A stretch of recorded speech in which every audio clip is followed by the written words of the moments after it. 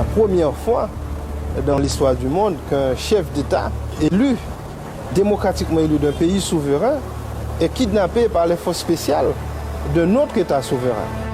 Le président Aristide m'a dit qu'il avait été forcé de quitter sa maison, qu'il avait été en quelque sorte kidnappé. Ils lui ont dit que s'il ne partait pas, il serait tué et que beaucoup d'autres Haïtiens mourraient. C'est dans sa petite et riche paroisse de Jacmel que nous avons retrouvé le père Guire Poulard. Il reste un observateur averti de la rapide montée du jeune Titide, comme certains de ses fidèles aimaient l'appeler. Après plus de 20 ans de dictature et du valériste, la population haïtienne aspirait à autre chose. Moi, je sentais en lui un homme qui était animé pas seulement de bonne volonté, mais qui était pris, on dirait, par les problèmes de son peuple. Il trouve la plupart de son inspiration en écoutant les paroissiens très pauvres, les gens vivant dans des bidonvilles, les enfants domestiques, les mères de famille sans emploi stable. C'est au cœur même de son sacerdoce. Qu'il commence à ne pas avoir pitié de nous, mais à reconnaître le droit que nous avons, droit de récupérer un peu de ce qu'ils ont volé. À cause de ces réprimandes aux grandes puissances, le petit père des pauvres attire les regards de la communauté internationale. John Chatook, ancien assistant du secrétaire d'État pour les droits de l'homme dans l'administration Clinton, a été parmi les premiers à comprendre le succès d'Aristide. Aristide représentait un mouvement de réforme populaire et je pense qu'il essayait sincèrement pour la première fois de l'histoire, ou du moins de l'histoire contemporaine, d'être la voix de ceux qui n'avaient pas le droit à la parole, d'être la voix d'un peuple qui malheureusement n'avait aucune forme de soutien, constamment victime d'une élite corrompue et d'un régime militaire. Refusant de se laisser intimider par plusieurs tentatives d'assassinat et l'incendie de sa paroisse, le père Aristide décide de se porter candidat au présidentiel. Le prêtre défroqué s'invite en candidat surprise à une élection qui s'annonce confuse. Il baptise son mouvement Lavalas, l'avalanche du peuple en créole.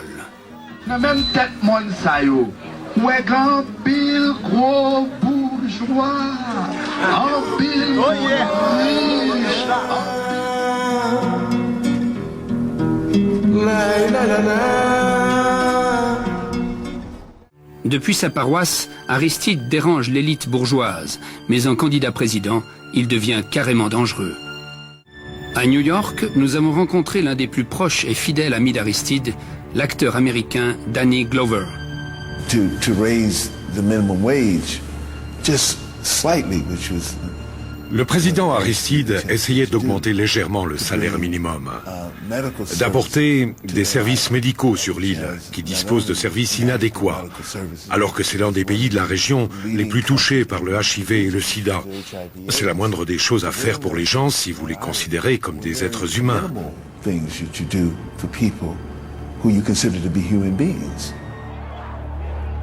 À l'époque, les États-Unis avaient déjà investi des millions de dollars pour soutenir la campagne de Marc Bazin, un ancien de la Banque mondiale plus conforme aux intérêts américains. Mais cela ne suffira pas à empêcher le triomphe de Jean-Bertrand Aristide.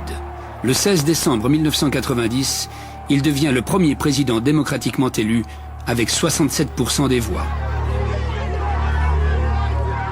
Pour le peuple, l'espoir est devenu réalité. Et les riches commencent à trembler.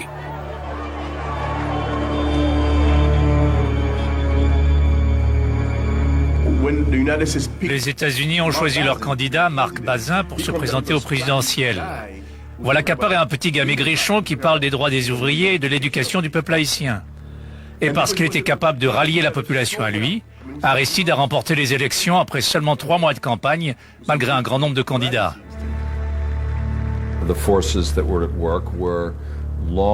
Ceux qui faisaient le travail de sape étaient des supporters de longue date de l'ancien régime haïtien, particulièrement de l'ancien régime militaire, mais aussi de certains membres de l'élite. Ils avaient également du soutien auprès du Congrès américain.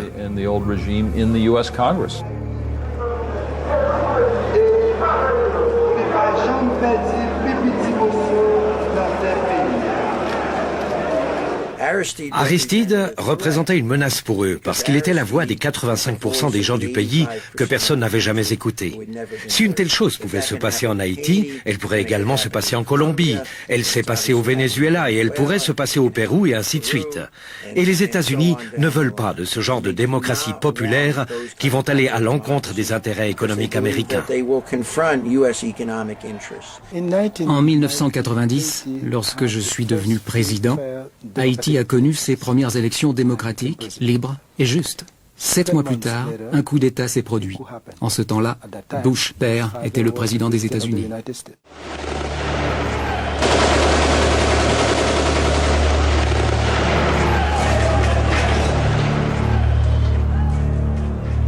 Le coup d'État de 91 a été mené par l'armée haïtienne, dont certains cadres étaient formés par la CIA et à l'école d'infanterie de Fort Benning aux États-Unis. En 1994, le président Clinton remet Aristide à son poste.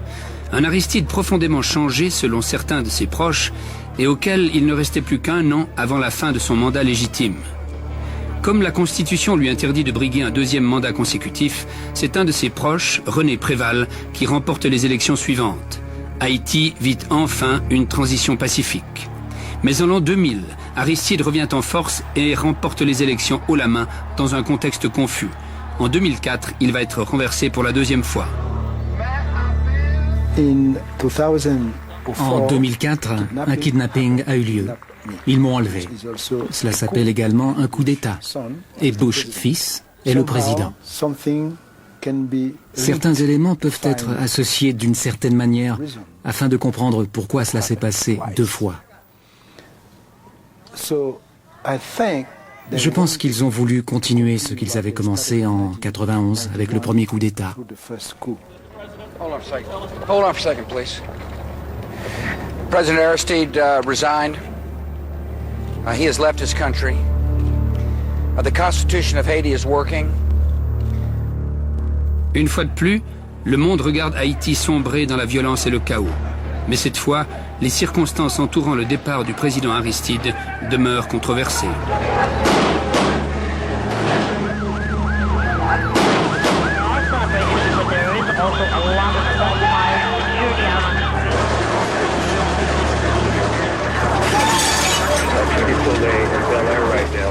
Being straight out of a gunfire from the military riding around in pickup trucks who apparently are not considered that the United States has put in place in Haiti tonight.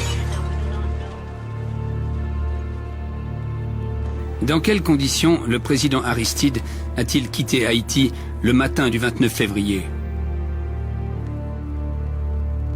On sait qu'il est parti dans un avion militaire américain et qu'il ne connaissait pas sa destination finale. Après plus de 20 heures de vol, l'avion a atterri en République centrafricaine, un pays avec lequel les États-Unis n'entretiennent aucun lien diplomatique. Un des conseillers d'Aristide raconte sa version des faits. Lorsqu'il a refusé de leur remettre sa lettre de démission, ils ont menacé de le faire descendre de l'avion et de l'abandonner seul à l'aéroport, sans aucune force de sécurité. C'était comme presser un revolver sur la tempe de quelqu'un. Ils ont utilisé l'intimidation, la coercition. Une fois qu'ils l'ont enlevé dans cet avion, ils ont refusé de lui dire où ils allaient. Ils refusaient même de le laisser regarder par les hublots. Les diplomates américains ont immédiatement nié la thèse de l'enlèvement. L'idée que quelqu'un ait été enlevé ne correspond absolument pas à tout ce que j'ai pu entendre ou voir, ou tout ce dont j'ai eu connaissance. Il n'a pas été enlevé. Nous ne l'avons pas physiquement forcé à monter dans l'avion. Il y est allé de lui-même, c'est la vérité. Les États-Unis ont présenté une lettre de démission rédigée en créole par Jean-Bertrand Aristide. Toutefois, devant le scepticisme de certains députés, des auditions sont organisées à Washington en mars 2004. Le but est d'enquêter sur la crise haïtienne, mais aussi sur le rôle joué par les États-Unis dans le mystérieux départ d'Aristide. Parmi les témoins, il y avait Timothy Carney, l'ancien ambassadeur américain en Haïti, et Orlando Marville, sénateur de la Barbade, qui a supervisé les élections haïtiennes pour l'Organisation des États américains. Tous deux font aujourd'hui partie du Haiti Democracy Project, le plus puissant groupe de pression anti-Aristide à Washington. Permettez-moi de profiter de la présence des ambassadeurs qui se trouvent ici pour leur poser la question suivante. Lorsque l'expression coup d'État est utilisée en anglais, quelle est la signification américaine, la signification internationale de ce terme français, ambassadeur Carney? Je poserai également la question à l'ambassadeur Marville, mais puisque vous êtes tous deux des diplomates professionnels, que signifie cette expression? Un coup contre l'État, si vous voulez, c'est la prise du pouvoir par la force. Il existe d'innombrables manières de le faire. Il existe en fait un livre écrit au milieu des années 60 par Edward Luttwak. Ça me convient. Ambassadeur Marville. Je suis d'accord avec cette définition. C'est une prise de pouvoir par la force, mais c'est une vieille définition. Je pense qu'on se dirige vers plusieurs définitions. Prise de pouvoir par la subtilité, par la douceur, par la violence, etc. Partons d'un point de vue académique. D'après ce que le secrétaire Noriega a déclaré, qu'est-ce qui ne fait pas de cet événement un coup d'État tel que les ambassadeurs le définissent? Rebelle, force, peur, fuite. C'est le combat qui a lieu avec Chavez, c'était le combat avec Allende, c'était le combat avec Mendley en Jamaïque, et c'est le combat avec Aristide. Sauf qu'Haïti est un pays bien plus pauvre, où il est bien plus facile de renverser le gouvernement et d'organiser un coup d'État.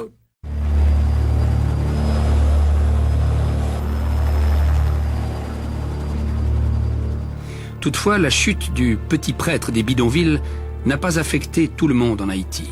Une grande partie des élites vit à Pétionville, protégée par des grilles verrouillées et des gardes armés. Le nouveau régime n'a pas ramené la sécurité et les bandes armées appelées chimères, ainsi que des éléments de la nouvelle police nationale et de l'ancienne armée, continuent les exactions. Lahaine et Curbon auraient souhaité une transition différente. La transition qu'on voulait par rapport à Aristide, c'était pas d'abord le départ d'Aristide comme tel. C'était une transition qui permettait de maîtriser la police, qui était truffée de bandits introduits par Aristide, habillés même en policiers par Aristide, et des moyens pour juguler les gangs que Aristide appelait les bases de son parti. De ce sens, c'était ça le problème principal. Donc on en voulait à Aristide pour ça. Et donc, si on arrivait à contrôler cela, Aristide aurait pu rester au pouvoir. Mais Aristide n'a même pas compris cela.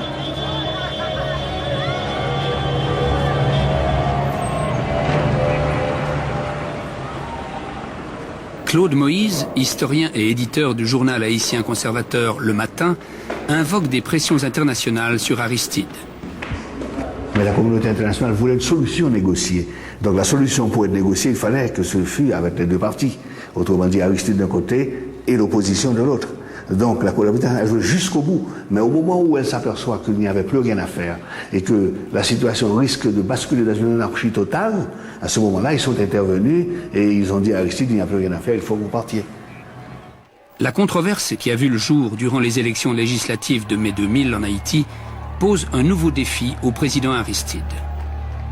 Ses adversaires accusent le parti Lavalas d'avoir volé 8 sièges au Sénat. Cela tombe mal pour Aristide. À quelques mois de l'élection présidentielle qui doit suivre, c'est une tâche dans le processus démocratique qui attire l'attention de la communauté internationale. Mais c'était sans compter avec l'espoir que l'ancien prêtre continue d'incarner pour la population de l'un des pays les plus démunis de la planète. Jean-Bertrand Aristide remporte la présidence avec une majorité encore plus confortable qu'en 90. Le conseiller d'Aristide accuse l'administration Bush d'être à l'origine de cette polémique. Ils ont réalisé, après l'élection de mai 2000, que le parti Lavalas allait être au pouvoir pour les 20 à 30 années à venir. Il ne s'agissait pas uniquement d'Aristide. Il ne s'agissait même pas principalement de lui. L'objectif était en fait la destruction du parti Lavalas, car il défendait les intérêts de la majorité de la population. Lors des auditions du Congrès en 2004, le secrétaire Noriega a invoqué cette fraude pour remettre en cause la légitimité du second mandat d'Aristide. En avril 1997, les élections législatives frauduleuses une fois encore en mai 2000. Cette série de farces électorales... J'y étais, monsieur Noriega.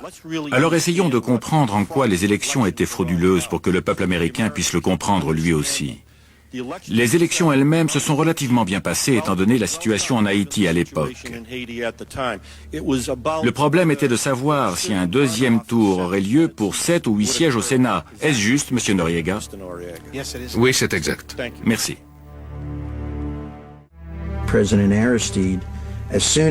Dès sa prise de pouvoir, le président Aristide a poussé 7 de ses 8 sénateurs à démissionner. Et il a envoyé une lettre aux observateurs internationaux déclarant qu'une nouvelle élection serait organisée. Dans cette lettre, le président Aristide indiquait tout d'abord « Je suis désormais en position de vous informer que les 7 sénateurs contestés ont démissionné ». La lettre demandait également au Conseil électoral d'établir rapidement la date de l'élection pour les sièges contestés. Mais l'opposition refuse de négocier.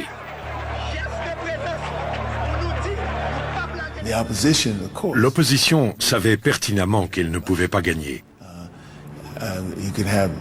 Même avec des observateurs en provenance de toute la planète, elle ne pouvait pas gagner. Même en comptant, recomptant et recomptant chaque bulletin, elle ne pouvait pas gagner.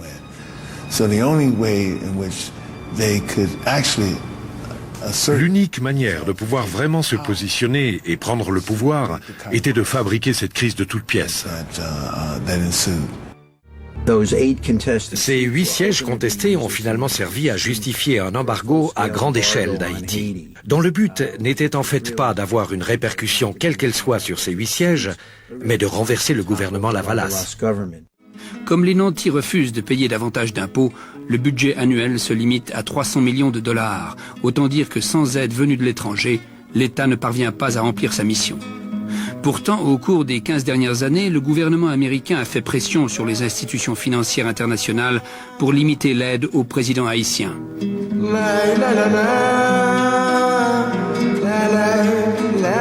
Condamné à diriger son pays avec des ressources insuffisantes, Aristide dénonce un embargo qu'il rend responsable de la stagnation de son pays. Plus fort encore. Débloquer pays. Pour malheureux aller souffle en bas grand goût, débloquer pays. Pour qu'il y ait moins de chômage, plus de travail, débloquer pays. Pour qu'il y ait élection et non coup d'État, débloquer pays. En fait, l'embargo a marqué le début de la fin du régime démocratique en Haïti, parce qu'il était conçu par les États-Unis, avec le soutien du Canada et de la France, pour déstabiliser le gouvernement. What you saw as the Bush administration came in was a tightening noose around Haiti. Ce que l'on a pu constater, c'est que l'administration Bush a placé un nœud coulant autour d'Haïti sous la forme d'un embargo total. Un embargo suffisamment sévère pour priver Haïti du soutien qui lui aurait permis de se remettre sur pied. Lors des auditions du Congrès, Jeffrey Sachs, un économiste qui a travaillé en tant que conseiller dans les institutions financières internationales, a fourni un autre éclairage. Lorsque j'ai parlé au président Aristide en 2001, il a présenté une vision économique très intelligente et responsable. Il souhaitait travailler avec la Banque de développement interaméricaine, le Fonds monétaire international et la Banque mondiale. J'ai donc été particulièrement choqué à mon retour à Washington de découvrir que les États-Unis avaient imposé un gel sur toutes ces institutions.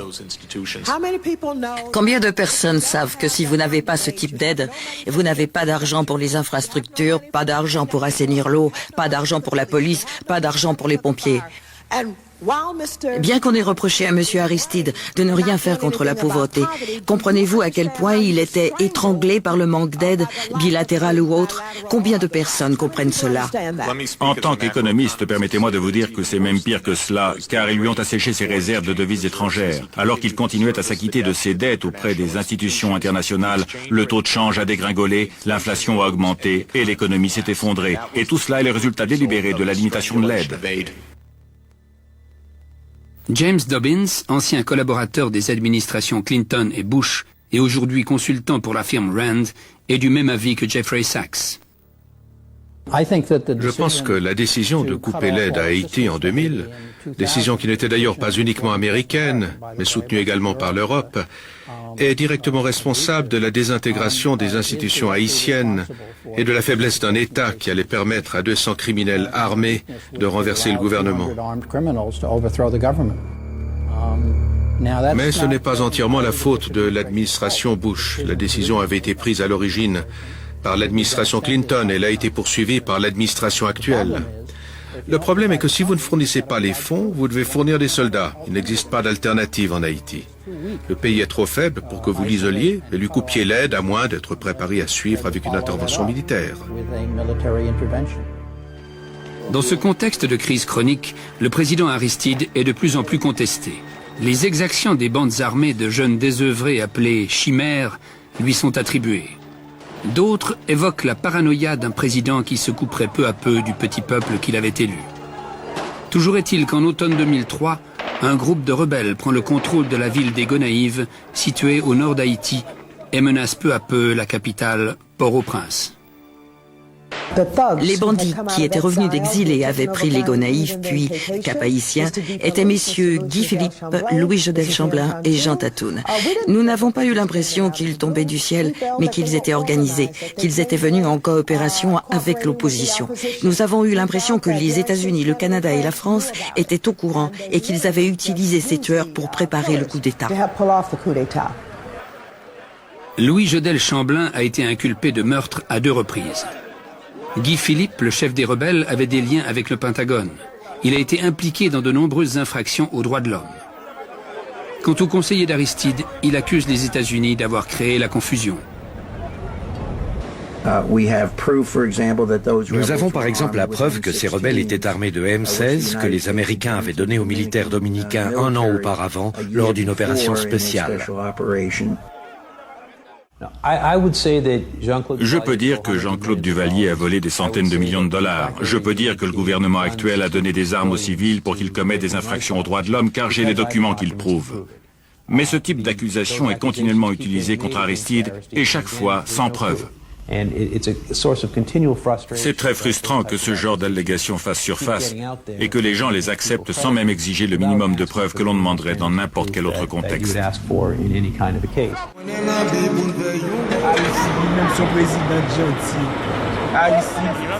Avec Aristide, il y avait de l'aide. Il était bon pour les pauvres. Je sais que des gens écoutent ce que je vous dis, mais je m'en fous. Je suis prêt à aller à la morgue. Je préfère dormir à la morgue qu'ici sur le sol. Tu as fait kidnapper? Tu as fait kidnapper? Oui. Ah, nous ne connaissons pas. Nous ne connaissons pas. C'est pour eux. Non, non, non.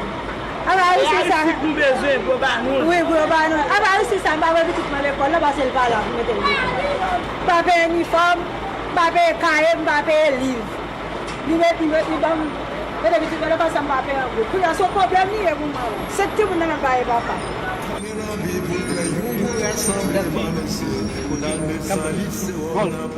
Pour ses adversaires, le petit prêtre du peuple s'est peu à peu détourné de sa doctrine initiale pour devenir un dictateur presque ordinaire. Pour ses partisans, le président déchu a souffert de l'embargo imposé à son pays, mais Jean-Bertrand Aristide préfère tirer lui-même le bilan de son action.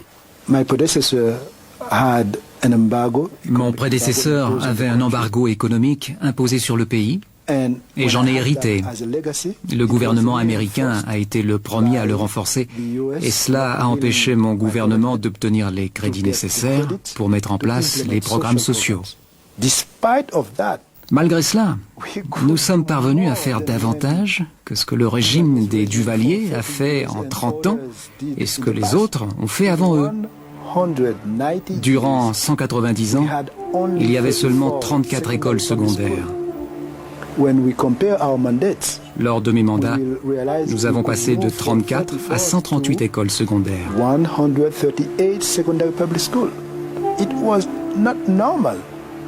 Ce n'était pas normal qu'après 200 ans d'indépendance, nous ayons uniquement 1,5 médecin pour 11 000 habitants. Malgré l'embargo économique, nous avons investi dans la construction d'une université. Nous y avions déjà une école de médecine, avec 234 étudiants. Et malheureusement, ils ont dû partir lorsqu'on m'a enlevé, ou que le coup d'État a eu lieu en février dernier. Nous avons confiance en l'être humain. Nous investissons dans l'être humain. Si vous vous demandez quel est le futur d'Aristide, vous vous demandez par la même occasion quel est le futur d'Haïti. Vous savez, ce n'est pas facile d'effacer la mémoire des gens. Et ceux que je rencontre, les patients, les paysans des collines, tous sont très attachés à cet homme. Ils ne vont pas l'oublier.